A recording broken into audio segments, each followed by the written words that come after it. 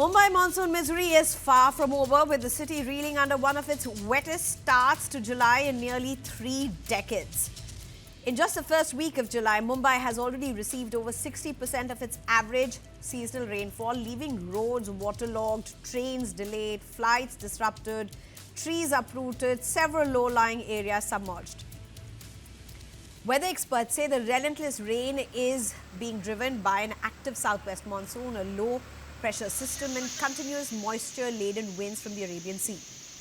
The situation becomes even worse during high tide, when storm water drains are unable to discharge into the sea, causing floodwaters to back up across the city. Experts have also pointed to aging drainage infrastructure, rapid urbanization, poor civic planning and weak coordination between agencies as key reasons behind Mumbai's recurring monsoon crisis. With the IMD forecasting more spells of heavy to very heavy rainfall in the coming days, authorities remain on high alert as India's financial capital braces for more disruption. Professor Dr. P.S.N. Rao, Dean SPA New Delhi, joins us, as well as Dr. Rajesh Pal, who's a climate scientist. Thank you very much, both of you, for joining me. Professor, good evening. Good evening. Good evening. Professor, if I can just ask you the first question, and that is, what you're seeing on your screen, what you're seeing in Mumbai, are you willing to see this as normal? Well, if you don't do anything about it, then this is going to be the normal. But having said that, I think climate change has now become the new normal. It is real and it is here. We are going to see more and more of these very, very heavy rainfalls in a very short period of time. So it's high time that we get used to this, we get prepared, and we create the infrastructure that is necessary for this kind of altered climate change situation, where increasingly in not just Mumbai, but in several other cities as well, you will start experiencing more and more rain. So unless and until you prepare yourself with the right kind of infrastructure, you will continue to see this kind of a thing happening. So I think this is a wake-up call. This is not the first time. The last several years, I think 5-6 years, we've seen this happening time and again in many cities in this country. But I don't think we are really doing much as far as upgrading our infrastructure is concerned, because the kind of infrastructure that we have in most of our cities, including Mumbai, is grossly not sufficient. You need to upgrade it substantially. Aging infrastructure the pipes have to be replaced. There are many parts of the city which just don't have the kind of drainage that you need. And also there is a lot of redevelopment that is happening. So there's a lot of construction debris lying around, and there are clogged drains which are not, desilting is not happening on a regular basis. So all these, there's a combination of all these factors which are leading to what we see today. And therefore we need to take this very seriously, because cities is where our GDP comes from. India is no longer an agrarian nation. Our GDP is coming by and large from the urban areas. So unless and until you get your urban act together, we are in for a lot of trouble. Right. Dr. Rajesh Pal also joins us. Good evening, Dr. Rajesh Pal. But Dr. P.S.N. Rao, just staying with you, one more question. What would it take for our governments, for Maharashtra government, or for governments across Indian cities to really take their urban design as priority, as a fundamental duty? See, what is happening, unfortunately, is that we, as a nation, we are spending more and more on things that are above the ground, that are visible, that can be showcased as political achievements. It can be glitzy, glamorous airports, it can be highways, it can be all those kinds of things. But then what happens under the ground, all these sewer lines and stormwater drains, pumping stations, this is the kind of infrastructure which is not very fancy and which you can't really see. It is hidden below the ground, and therefore politicians are not very keen on spending money on this. But then these are the most important things, and unless we spend on this, And you know, the amount of money that you need to spend is huge actually, because everywhere you can't follow by gravity. Right. So you need pumping stations, you need to pump out, you need to also have several places which you have to leave as sponges, because water has to percolate. You can't take all the water and put it in the sea, or all the water and pump it into a river or into a drain. It's not always possible. So it's a very complex task, and we still are in the age-old system of looking at it as a simple municipal function. It is not.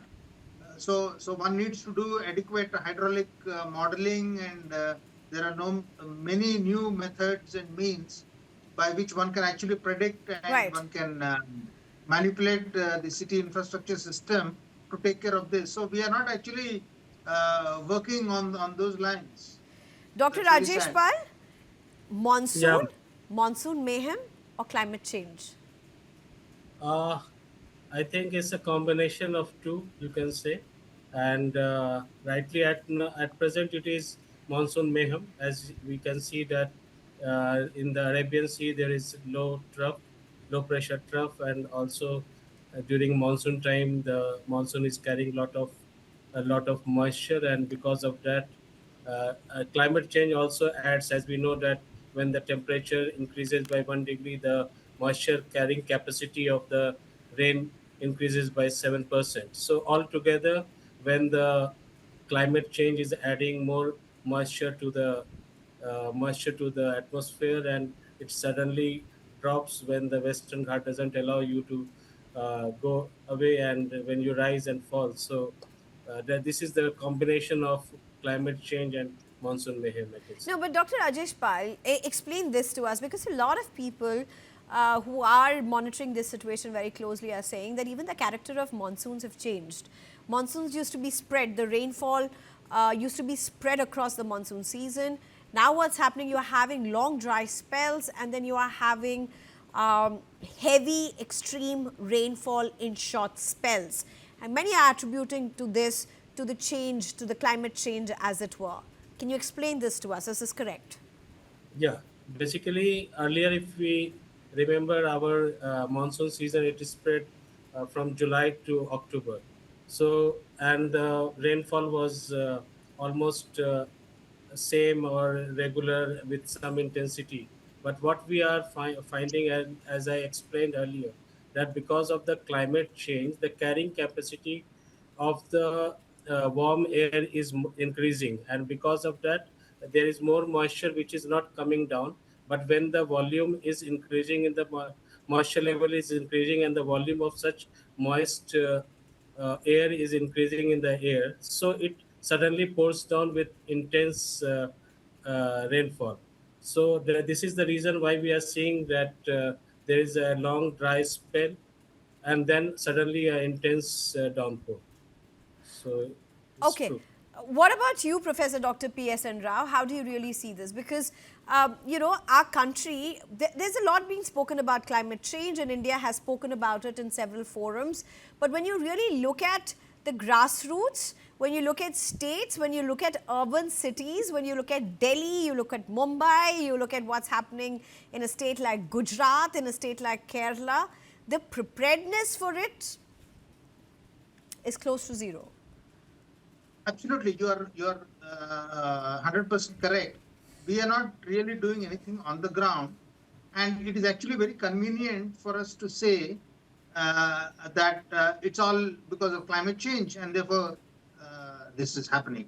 But then we know that climate change is for real, and therefore we need to prepare ourselves for that, and we need to put the infrastructure in place in the first instance. If you don't do that, then this is going to happen time and again. Look at the productivity loss that is there. I mean, schools are closed, colleges are closed. You can't go to your office. I mean, you can't do everything online, right? So therefore, it is necessary for us to prepare for the kind of infrastructure that is required in this kind of a changed, altered climate situation. And we know that this is going to be the new normal. So we need to revamp our infrastructure. Unless and until we do that, no amount of lip service in all these international events on global warming is really going to help us. because what you actually have to do is out there on the ground. And we are not really doing that. That is the unfortunate part. And we're just shifting the blame, saying that this is all happening only because of climate change. You know, easier said than done. My last question to both of you, from your area of expertise and how you look at it, if you are supposed to tell Maharashtra government that one thing that they need to do immediately for the monsoon season next year, what would that number one priority be? Professor Rao, let's start with you. See, one needs to, I'm not so much familiar with what is the kind of equipment they have, how many people they have, how many pumps they have, and so on and so forth. But then one needs to do a detailed math on this, which will not really take much time, and then prepare accordingly. So Resource that you need mapping. to actually control all this water, and you need to, because there is a problem of the high tide and the low tide. So therefore, where are you going to pump out this water? If there's a high tide, you can't pump it out into the sea. Then where else are you going to pump it? So you have to look at alternative locations. You need to make a plan. You need to make a flood plan. And the basic, get the desilting done. Basic. You know the monsoon season is going to come. Dr. Rajesh Pal, what would you? I agree with Dr. Rao. Basically, climate change is one aspect, but why we are not prepared? It's not like this is the first time it's happening in Indian cities. So the infrastructure is still not in place, and we need to do planning like for the entire city, not just for one location or one this thing. We have to do a holistic planning. That is what needed, not only for Mumbai, but for all the cities. Right, absolutely. Absolutely. I just hope that Mumbai will be able to turn around the story. They have turned around many lives. They have changed the stories of many lives. Many people call Mumbai the dream city, and hopefully Mumbai will be able to show the way for the country. It's a long road map, but at least we hope that they will have one for the next monsoon season. Thank you so much, both of you, Professor Rao as well as Dr. Rajesh Pal.